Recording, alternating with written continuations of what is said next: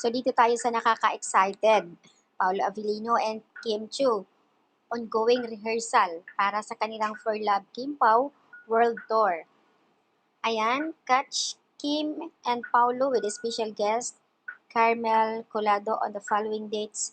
So malapit na nga guys, makakaalis ang Kim Pao sa ibang bansa. I think 5 days sila doon. Grabe ha. May mga clip video na nga na ipinakita kung saan ay ongoing ang kanilang rehearsal. Ayan, magkasama today ang Kim Pao. Tickets are almost secured. May post dito, nakakatuwa, nakakilig.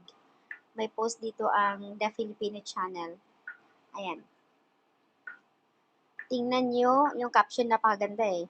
Humanap ka ng taong titingin sa'yo kung paano tumingin si Paolo Avellino kay Kim Chiu. Ayan. So, ayan, magpapakilig na naman ang Kim Pao sa ibang bansa. Catch Kim and Paolo Avellino with a special guest.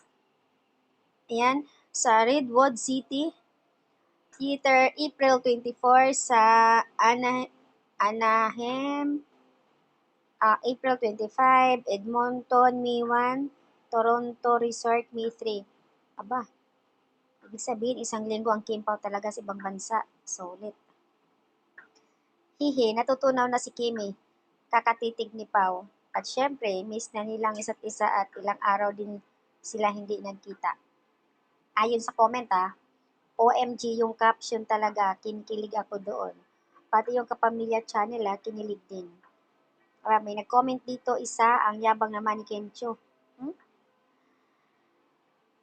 Grabe it's so intense, the way they look, not even satisfied with the face yet.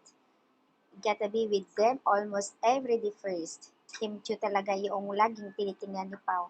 Pagising pa lang mukha ni Kim Chiu yung nasa isipan lagi ni Pao. It's hard to forgive someone like Papi. Sana all talaga may titingin. So, ayan guys, ang update.